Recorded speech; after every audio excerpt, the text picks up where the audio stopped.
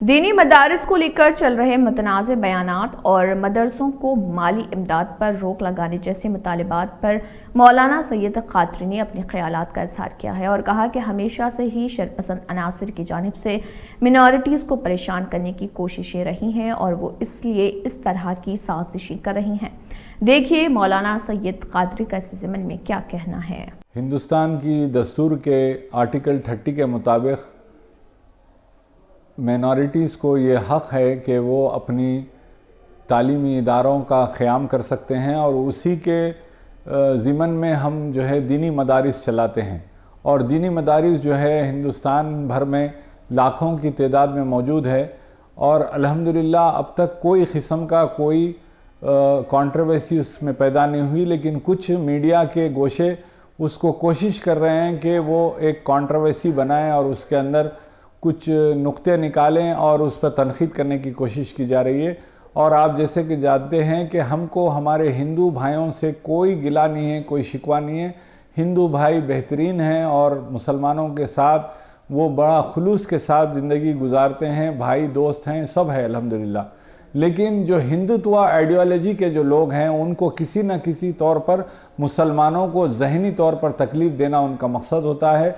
और आपने देखा कि पिछले सालों में भी जिस तरह से कई एक सब्जेक्ट्स पर उनके बयानात इस तरह आए हैं कि मुसलमानों को गैर ज़रूरी दिली तकलीफ़ देने की कोशिश की गई, जिससे कि मजहबी नफ़रत फैली और लोगों में एक दूसरे के मुताल्लिक़ गलत फहमियाँ बढ़ी। और यही उसी का ज़रिया ये हिंदुत्व आइडियोलॉजी के कुछ लोग, खुसूसन बीजेपी और संघ परिवार के लोग अब मदरसों के पीछे पड़े हैं और मदरसों को बदनाम करने की कोशिश की जा रही है। जबकि हमारा मकसद ये होता है कि हमारे दीनी मदारिस में उन लोगों को कुरानी तालीमात दें जो कि हमारा दस्तूरी हक़ है। हम अपने हक़ के ज़िमन में हम कुरानी तालीमात देते हैं और उनको अच्छा इंसान और अच्छा शहरी बनाने की कोशिश की जाती है।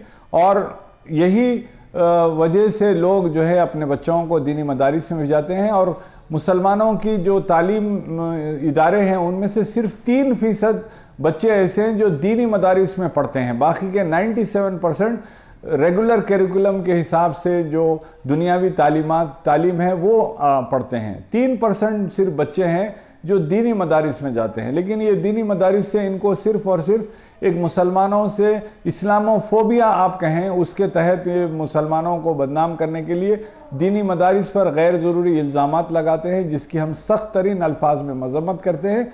और दीनी मदारिस में जो बच्चे पढ़ते हैं, आप देखते हैं कि हुकूमत ने सर्व शिक्षा अभियान के तहत में कुछ मदारिस को जाकर रिक्वेस्ट की कि आप जो है अपने मदरसों में इंग्लिश पढ़ाइए और कुछ मैथ्स पढ़ाइए, हम आपको एड देंगे। और गवर्नमेंट की तरफ से ये एड हुई। और सबसे अहम बात यह है कि ये बीजेपी के कुछ नेता ये कहते हैं कि दीनी मदारिस को बंद कर दिया जाना चाहिए, जबकि मोदी हुकूमत में 15 पॉइंट प्रोग्राम मौजूद है जिसके अंदर साफ तौर पे लिखा हुआ है कि दीनी मदरसों का मॉडर्नाइजेशन करने के लिए और दीनी मदरसों को सर्व शिक्षा अभियान के तहत में लाने की कोशिश की जाएगी और मदरसों की मदद की जाएगी।